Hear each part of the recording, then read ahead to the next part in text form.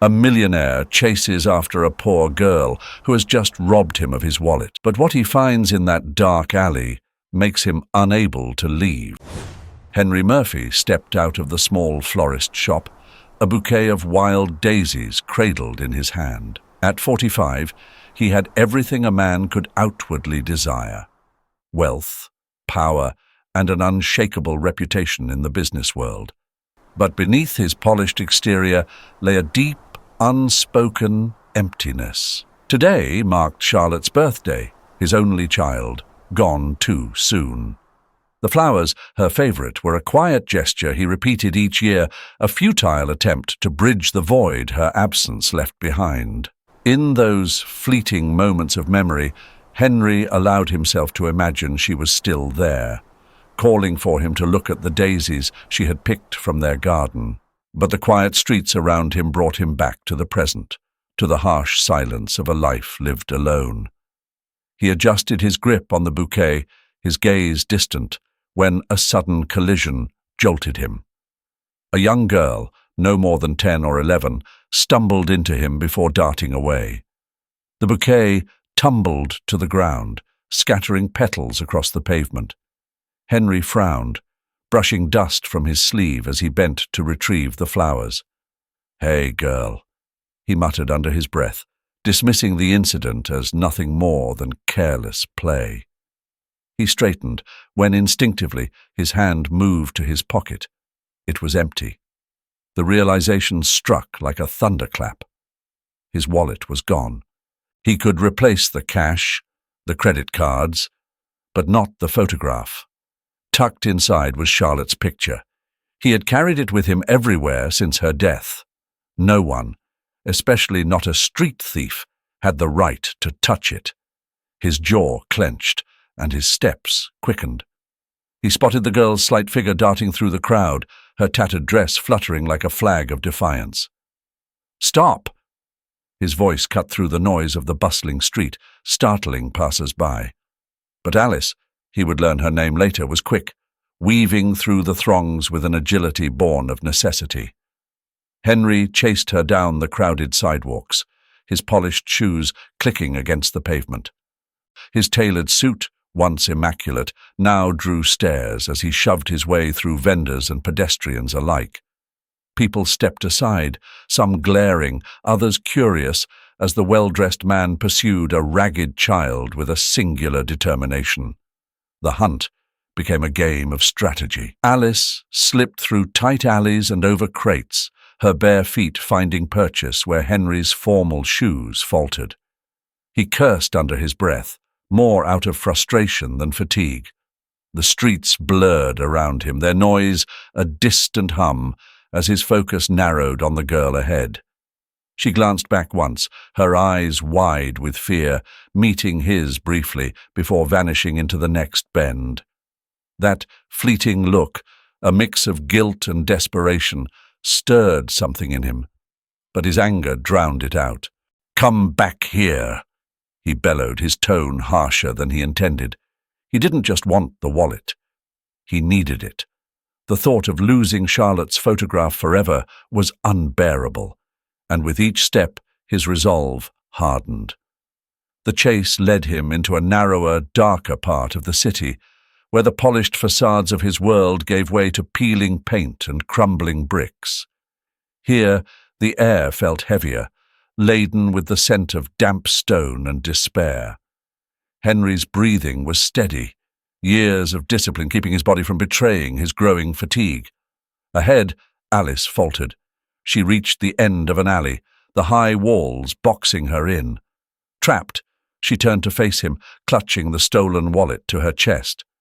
Her small frame trembled, but her eyes, defiant and dark, met his. For a moment, they stood there, two worlds colliding. His, a fortress of wealth and isolation.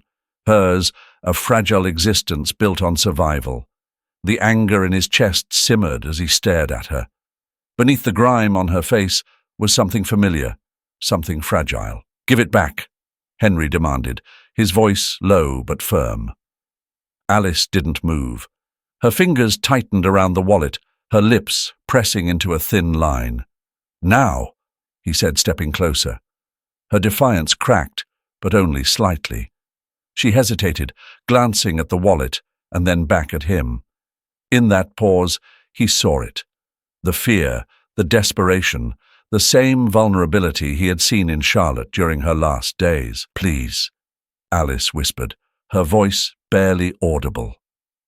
Henry froze. It wasn't the words, it was the tone. Pleading, trembling, almost like Charlotte's when she had clung to him, asking if the pain would ever go away. Something shifted in him, just for an instant, but enough to stay his hand. "Why?" he asked, his voice quieter now, almost curious. "Why did you take it?" The answer, he would soon discover, would change everything. The alley was narrow, its shadows swallowing the last rays of the late afternoon sun. Henry's breath was steady despite the pursuit, his polished shoes a sharp contrast to the grimy pavement beneath him. The girl was cornered now, her small frame pressed against the rough brick wall, clutching his wallet as though it were a lifeline. Her face, streaked with dirt, betrayed her fear, yet her eyes burned with a stubborn light. She couldn't have been more than 12, Henry thought. She was all elbows and knees, thin as a wisp, her oversized clothes hanging from her like a child playing dress-up. "Give it back," Henry demanded, his voice calm but firm. His imposing figure loomed over her, casting a long shadow that seemed to dwarf the girl entirely. "I don't have time for games, little thief.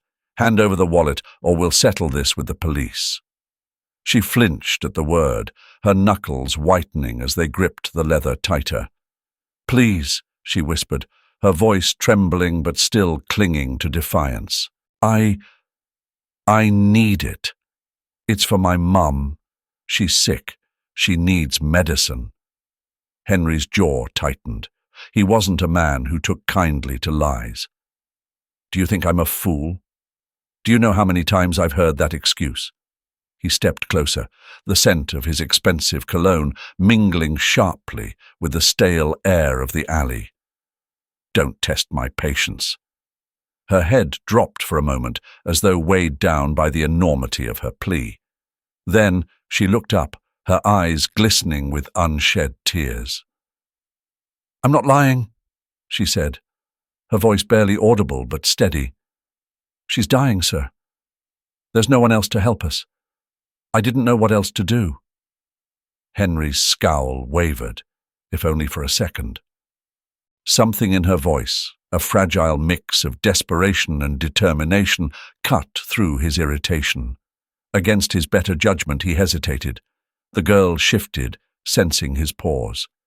"Please," she said again, softer this time. "I'll do anything. Just don't take me to the police. My mum, she doesn't even know I'm here." The mention of her mother sent a ripple through Henry's carefully guarded composure. He thought of his own daughter. She had been about the same age when illness began to rob her of the vibrant energy she once had. The weight of the moment pressed heavily on him. Was this girl just another desperate child forced into bad decisions by circumstances she couldn't control? Or was she simply a clever liar, capitalizing on pity to avoid consequences? Henry couldn't tell, but the memory of his daughter's frailty made him loath to turn his back. "I don't like liars," he said finally, his voice losing some of its earlier edge. "But I hate being deceived even more." He adjusted his jacket, the smooth fabric cool against his fingers. "If what you're saying is true, I'll give you a chance to prove it. Take me to your mother." The girl's face twisted in uncertainty, a flicker of panic flashing in her eyes. "What? You heard me," he replied. "Show me where you live. If your story checks out, we'll talk. But if you're lying—" He didn't finish the sentence. He didn't need to. The girl swallowed hard, her grip on the wallet loosening slightly. For a moment, she seemed on the verge of bolting again, her eyes darting to the open alley behind him. But something in his tone, or perhaps in his steady, unyielding gaze, made her pause. "Fine," she said at last, her voice resigned but still wary. "I'll take you. But please don't scare her. She doesn't know anything about this." Henry nodded, his expression unreadable. He gestured for her to lead the way, his mind a storm of suspicion and reluctant compassion. As she shuffled forward, he followed closely, his thoughts churning with the odd turn his day had taken. The alley fell silent behind them, its shadows stretching further as they stepped out into the fading light. The narrow alleys twisted and turned, lined with shadowed recesses and broken dreams. Henry followed Alice at a careful distance, his polished shoes clashing against the cracked pavement. The scent of rot and refuse filled the air, but it was not the stench that unsettled him. It was the unspoken desolation that clung to the walls, the homes barely standing, their peeling paint a testament to years of neglect. Alice, small and swift, led the way without looking back. Her thin frame seemed to glide through the darkened maze with an ease born of familiarity, but her occasional glances over her shoulder betrayed her anxiety. Henry's doubts simmered. Why had he let himself be drawn into this? The absurdity of it all gnawed at him, yet he pressed on, his unease growing with every step. Finally, they arrived at a dilapidated house. The roof sagged, the door hung loosely on its hinges, and the faint hum of life inside was overshadowed by a heavy, oppressive silence. Alice hesitated briefly before pushing the door open. Inside, the air was thick and stale. Henry's eyes adjusted to the dim light that filtered through a single, grimy window. Alice's voice broke the quiet. "Mama," she called softly, her voice trembling. From a small sagging cot in the corner, a woman stirred. Kate. Her face, pale and drawn, held a fragility that startled Henry. She attempted a smile for her daughter's sake, brushing her hair back with trembling fingers as she rose slowly to sit up. "You're home, my sweet," she whispered, her voice thin and strained. Her gaze flickered to Henry, and her eyes held a flicker of guarded curiosity. "And a guest?" Before Alice could answer, Kate's body swayed. She clutched the edge of the cot, her strength visibly waning. "Mama!" Alice cried, rushing to her side. But it was too late. Kate's eyes rolled back, and her body collapsed, limp and unresponsive. The scene seemed to freeze in place. Alice's cries broke through the stillness, a desperate, wordless plea for help. Henry's first instinct was to recoil, to step back into the safety of detachment, but something anchored him there. Alice, trembling and tear-streaked, clutched her mother's hand, shaking her gently, as if she could will her to wake. "Please," she sobbed, turning her eyes to Henry. "You have to help her. Please." There was no hesitation now. Henry stepped forward, his mind shifting into focus. He lifted Kate into his arms, her weight startlingly light. Her breath was shallow, her head resting limply against his shoulder. Alice followed, her small footsteps frantic, as Henry carried Kate out of the house and toward his waiting car. The ride to the hospital was tense. Henry drove with purpose, glancing occasionally at Alice in the rearview mirror. She sat close to her mother, holding her hand tightly, whispering words of comfort through her tears. Her desperation filled the confined space, and Henry felt a knot tighten in his chest. At the hospital, the nurses acted swiftly. Kate was whisked away, leaving Henry and Alice standing in the stark, sterile waiting room. Alice's small hands clutched at the hem of her worn dress, her wide eyes darting to the doors her mother had disappeared through. "She's going to be okay," Henry found himself saying, though he wasn't sure. The words felt hollow but necessary. Alice looked up at him, her gaze filled with a trust that shook him to his core. "You really think so?" "I'll do what I can," he replied. And for the first time in a long while, he meant it. As the minutes stretched into hours, Henry sat beside Alice. Her small, weary figure seemed even smaller against the harsh hospital lights. His thoughts, once preoccupied with the absurdity of chasing a thief, now wandered to the fragility of life and the weight of loss. And though the waiting room remained silent, save for the rhythmic hum of fluorescent lights, something inside Henry had begun to stir. A resolve, faint but steady, took root as he prepared himself for what might come next. Alice sat in the cold, sterile waiting room, her small frame hunched forward, hands gripping the edge of the chair. Henry sat beside her, silent but present, his arms crossed and eyes fixed on a nondescript point on the opposite wall. The silence between them was heavy, but Alice broke it first. Her voice, though quiet, carried the weight of years. "My mama, she's all I've ever had," she began, her words deliberate. She kept her gaze down, watching her fingers twist the hem of her worn dress. After Papa left, she worked all day, every day, to keep a roof over us. Even when she got sick, she wouldn't stop working, said I needed to go to school, to have a chance at something better.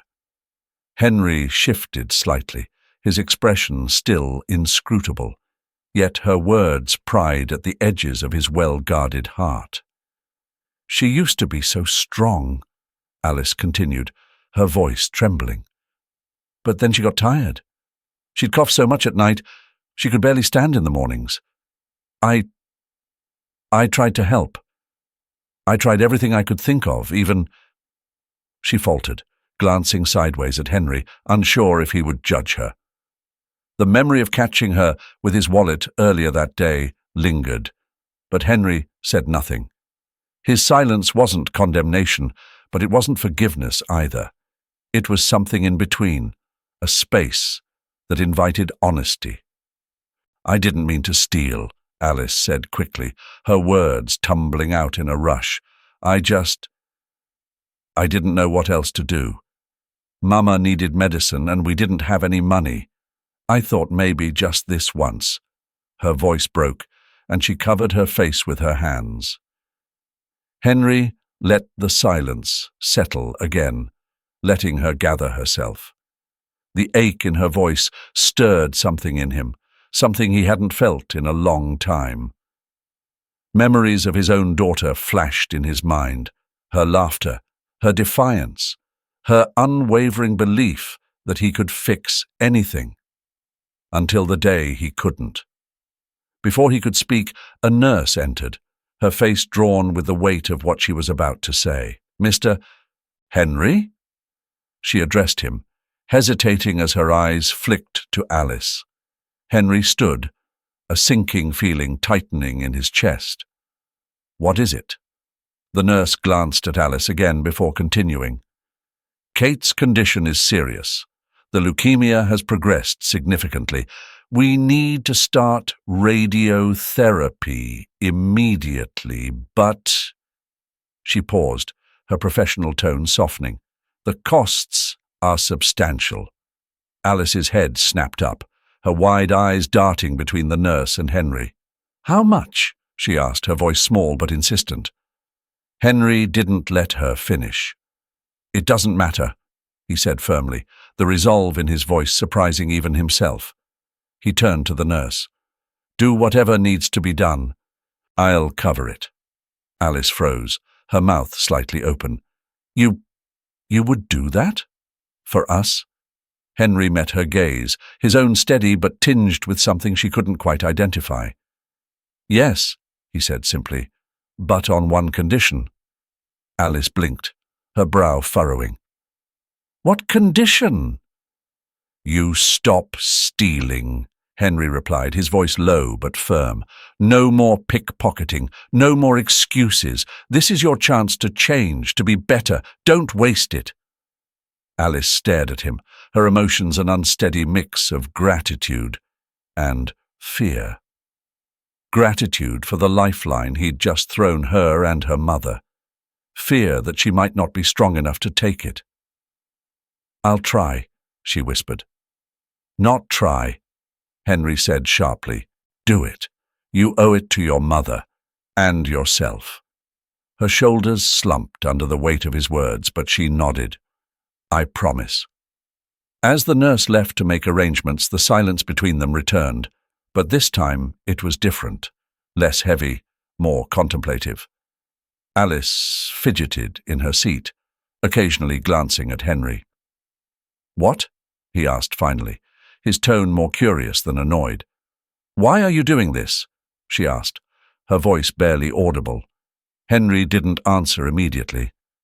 His gaze drifted, settling somewhere beyond the physical space of the room, to a place in his memory he rarely visited. "Let's just say I know what it's like to lose someone," he said finally. "And I know what it's like to wish you could have done more." Alice didn't press further. Somehow she understood that was all he could give her. In the hours that followed, while Kate was prepped for treatment, Henry stayed. He watched as Alice tended to her mother, adjusting her pillow, wiping her forehead with a damp cloth, whispering words of comfort. The love between them was raw and unfiltered, and for the first time in years, Henry felt the faint stirrings of something he thought he'd lost: warmth, connection, humanity. As Alice leaned over her mother, murmuring softly, Henry realized that helping them wasn't just about them. It was about him, too, about finding a way to fill the hollow spaces left behind by his own grief. And though the road ahead was uncertain, he knew he was exactly where he needed to be. The stark hospital corridor seemed to stretch endlessly.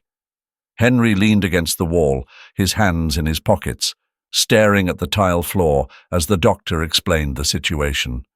Kate's condition was fragile, her prognosis uncertain. The proposed treatment was expensive and carried no guarantees. "We've had success in cases like hers," the doctor said cautiously, "but it depends on her response. The risk is high." Henry nodded. The weight of the decision pressed on him, familiar yet unbearable. He remembered sitting in a similar room, hearing similar words, clutching a thin thread of hope for Charlotte. That thread had slipped through his fingers. The doctor waited. Henry reached for his wallet, signing the papers with a steady hand that betrayed none of the turmoil within. "Do whatever it takes," he said quietly. The doctor nodded and left, leaving Henry to his thoughts. In the waiting room, Alice sat curled in a chair, her arms wrapped around her knees. Her small frame radiated exhaustion, but her eyes, red from crying, lifted to meet his as he approached. "They'll help her," he said, sitting beside her. She didn't answer, but her fingers tightened around the edge of her dress. The silence between them lingered until Henry spoke again. "Let's get you something to eat. You've been here all day." Alice hesitated, then nodded, as if realizing she could only help her mother by staying strong herself. Later, as they drove away from the hospital, Henry stopped at a small store. Inside, he guided Alice through the aisles, helping her pick essentials, clean clothes, toiletries, and a new pair of shoes. She followed quietly, overwhelmed by the unexpected kindness. On their way back to the hospital, Henry took a detour. The road curved gently, leading to a peaceful cemetery on the outskirts of the city. Alice looked at him questioningly as he parked the car. "This won't take long," he said, stepping out. She followed him hesitantly. The grave was modest, marked by a simple stone. At its base, a small bouquet of daisies had withered, their petals curling at the edges. Henry knelt, replacing them with fresh flowers he had brought. "This is my daughter, Charlotte," he said, his voice steady but low. Alice's gaze fell on the photograph engraved on the stone. Her eyes widened. "I know her," she whispered. Henry turned to her, puzzled. She was at the hospital. 2 years ago, Alice said, her voice trembling. I was there with Mama for her treatments. I picked daisies around the garden and gave them to Charlotte. Henry's breath caught. She was so kind, Alice continued, her words tumbling out as if she feared they'd vanish if she stopped. She told me not to worry about Mama. She said she wasn't afraid of being sick. She said she was going to heaven, and she'd be an angel and help children who needed her. The world seemed to tilt around Henry as he listened. He remembered Charlotte in her final days, frail but serene. Her small hand had gripped a bouquet of daisies, her lips murmuring words he could barely understand. I'll be an angel, Papa.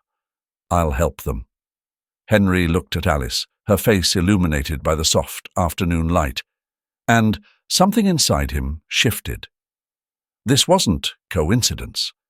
This was Charlotte, somehow, reaching through time and space to connect him to this child.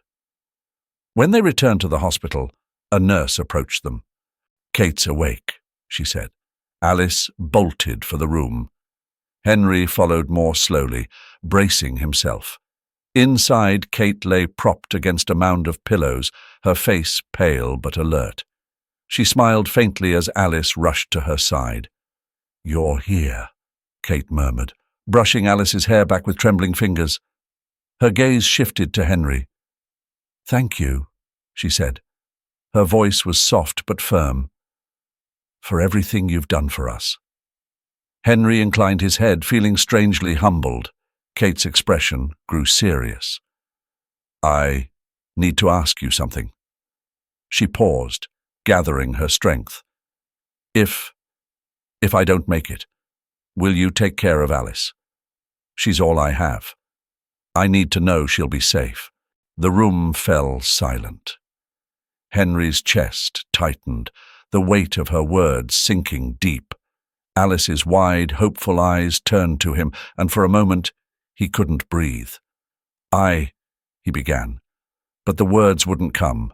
Instead, he nodded slowly, unable to make promises, but unwilling to deny the plea. Kate's tense expression softened, and her eyes fluttered closed, exhaustion taking over. Henry stood there, his thoughts a storm of emotions.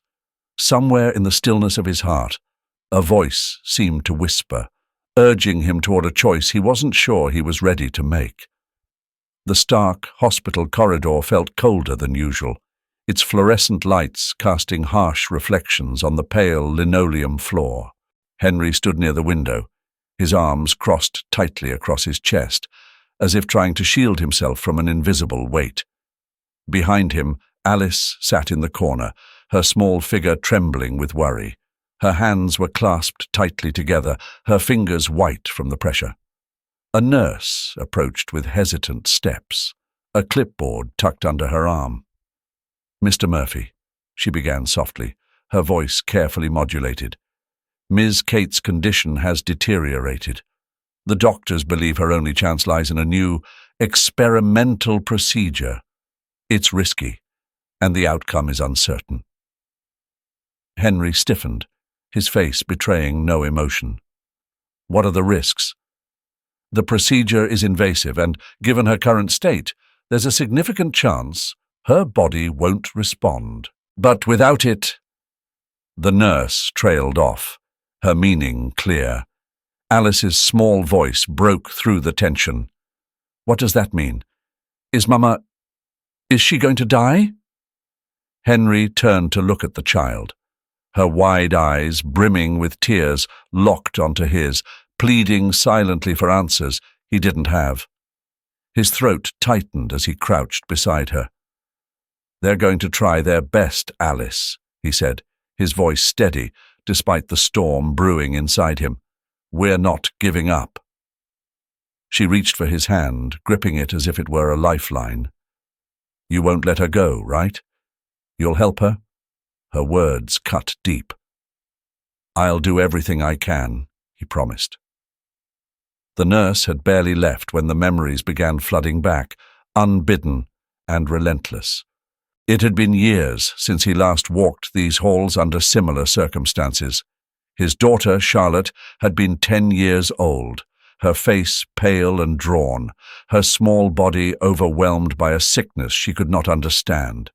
He had sat by her bedside night after night, watching her struggle through treatments that drained her strength and will.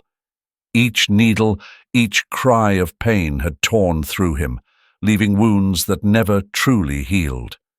The helplessness had been unbearable. He remembered pleading with doctors, with God, with anyone who would listen, to spare her life.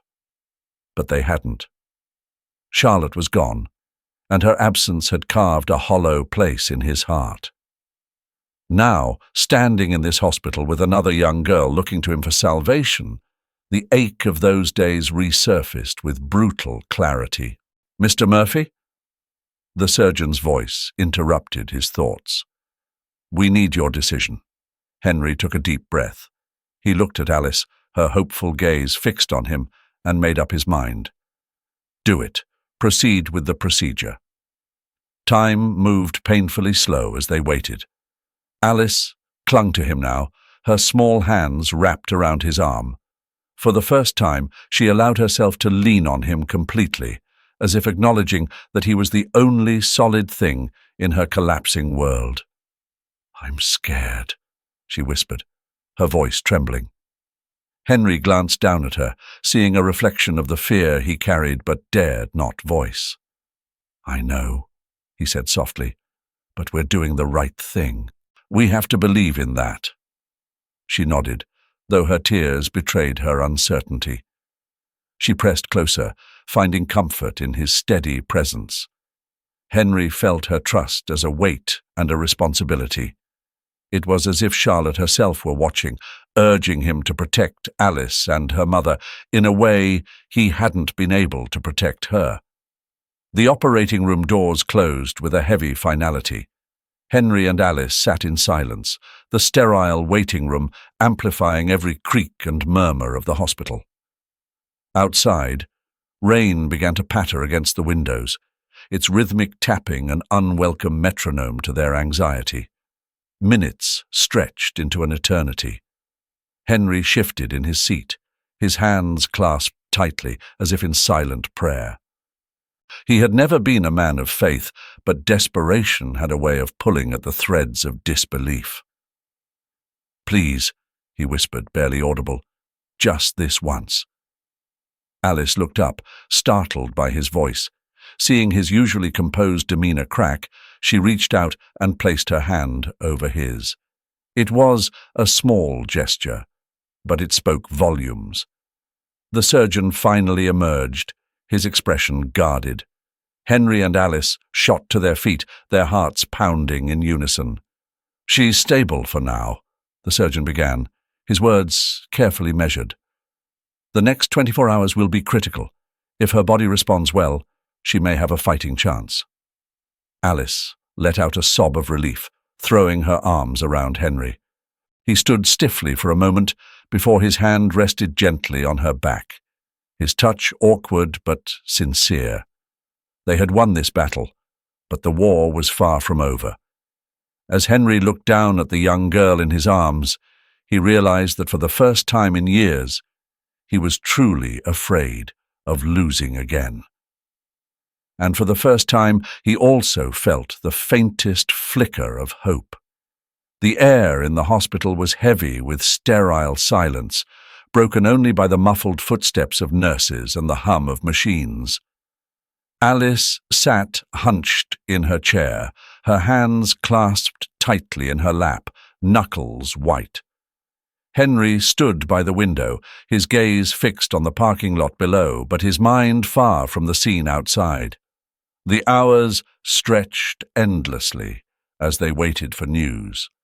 Henry stole a glance at Alice, her small frame shivering under the oversized coat someone had draped over her.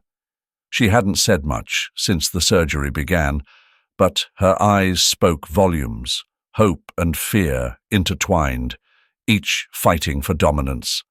A nurse pushed open the double doors, stepping into the waiting room with a clipboard pressed against her chest. Alice's head shot up, her wide eyes pleading for answers.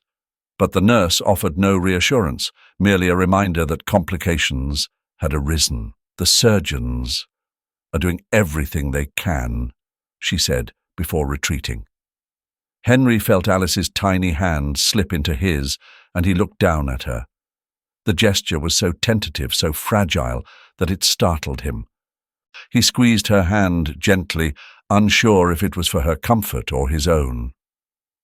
"I can't lose her," Alice whispered, her voice cracking. Henry wanted to tell her she wouldn't.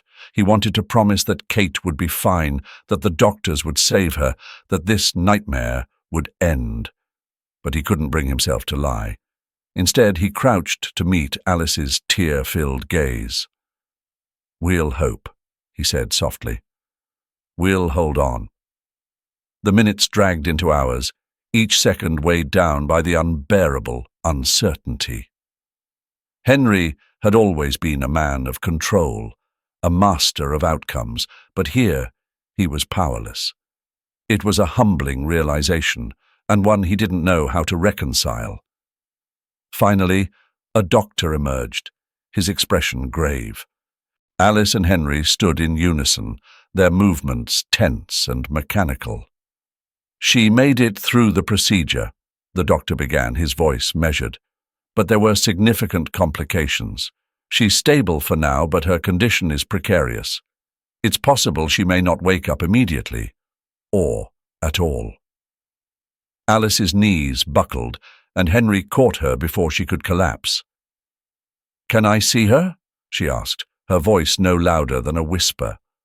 The doctor nodded, leading them down a corridor to Kate's room. The sight that greeted them was harrowing. Kate lay motionless, her face pale against the white of the pillow, tubes and monitors surrounding her.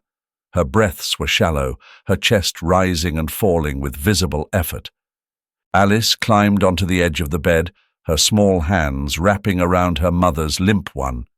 Henry stood back, unsure if his presence was an intrusion, but unable to bring himself to leave. Then Kate stirred.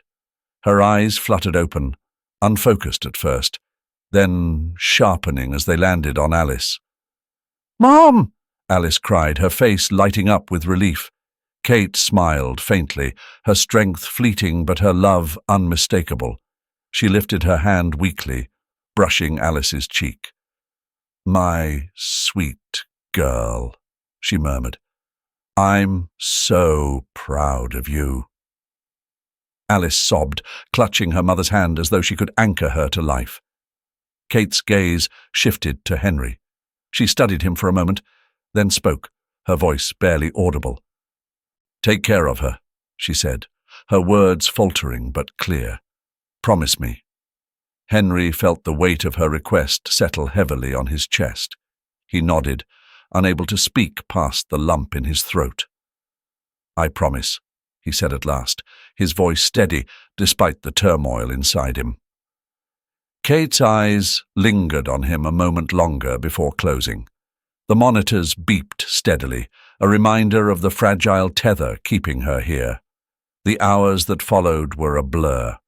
Kate's condition worsened, and she slipped into a coma. The doctors explained the uncertain road ahead, days, perhaps weeks of waiting and hoping with no guarantees. Henry found himself back in the waiting room, his thoughts restless. For so long he had measured success in terms of wealth and achievement. But sitting here, watching Alice cling to hope, he realized how hollow those victories felt. Money couldn't buy time. It couldn't mend the cracks in a child's heart or bring back a loved one. As Alice dozed fitfully beside him, her head resting against his arm, Henry felt a shift within himself. He had spent years building walls around his heart, but now, with every tear Alice shed, those walls were crumbling. He didn't know what the future held for Kate, but he knew one thing: he would keep his promise. For Alice, he would be present. He would give her the family she deserved, the love she so desperately needed. And, for the first time in years, Henry understood what it meant to truly care for someone beyond himself. Kate's recovery was steady but fragile. The doctors had been frank. Her condition had improved, but her time was limited. Months, perhaps. The reality of it weighed heavily on Alice, who clung to each fleeting moment with her mother as though it might vanish in the blink of an eye. At 12, Alice understood far more than her years should have allowed. She never asked questions she knew the answers to, and rarely cried where her mother could see her. Instead, she smiled, her small, worn face lighting up in an effort to mask the fear and sadness that threatened to consume her. Kate noticed, of course, but said nothing. Her daughter's resilience was a testament to her strength, even if it pained her to see Alice growing up too fast. "I'll be fine, Mama," Alice would say, her voice steady, through her eyes shimmered with unshed tears. "You just need to rest." Kate's days were measured by the rhythm of quiet talks with Alice and moments of shared silence. She had long accepted her fate, but worried for the daughter she would leave behind. It was in those moments that her thoughts turned to Henry. He was an enigma, a man who had entered their lives unexpectedly and yet had shown a kindness that she hadn't dared to hope for. One quiet afternoon, as sunlight filtered through the thin curtains of her hospital room, Kate watched Henry with Alice. He was teaching her how to shuffle a deck of cards, his large hands moving deftly while hers fumbled with the uneven stack. Her laughter, light and genuine, filled the room. It was a sound Kate hadn't heard in weeks, and it warmed her. "You'll take care of her, won't you?" Kate's voice broke the momentary peace. Henry looked up, startled by the directness of her words. Kate's eyes were clear and calm, though her frailty was evident in the pale pallor of her face. "When I'm gone," she added softly. The question lingered between them. Henry, unaccustomed to emotional entanglements, found himself struggling to respond. "I'll do what I can," he said at last, the weight of his promise settling heavily in the room. Kate smiled faintly, her thin fingers brushing Alice's hair as the girl leaned against her. "I know you will." As the weeks passed, Henry became a constant presence, not out of obligation, but something deeper he couldn't yet define. He arranged for a short trip, something to take Kate and Alice away from the confines of the hospital and their worries, if only for a few days. It was a modest affair, a drive to a quiet lake where they could spend time as a family. Alice's excitement was infectious. She packed carefully, folding her few belongings with meticulous care. Kate, though weak, found herself buoyed by her daughter's enthusiasm. For Henry, it was a rare glimpse of joy, a reminder of what life could hold beyond his isolated. The trip was simple, but it held moments of magic. They spent mornings by the water, Alice skipping stones with Henry's guidance, while Kate rested under the shade of a tree.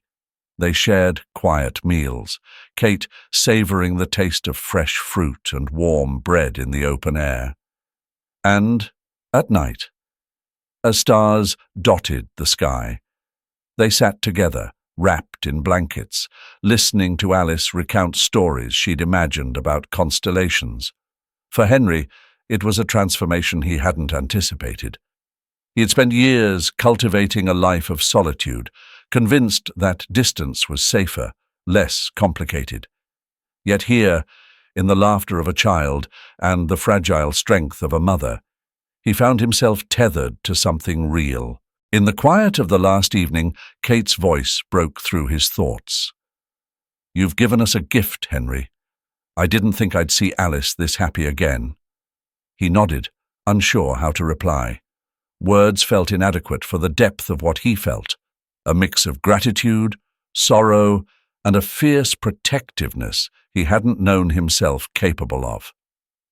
As he watched Alice fall asleep beside her mother, the two figures bathed in the soft glow of the dying campfire, Henry felt a profound sense of belonging. For the first time in years, he wasn't alone.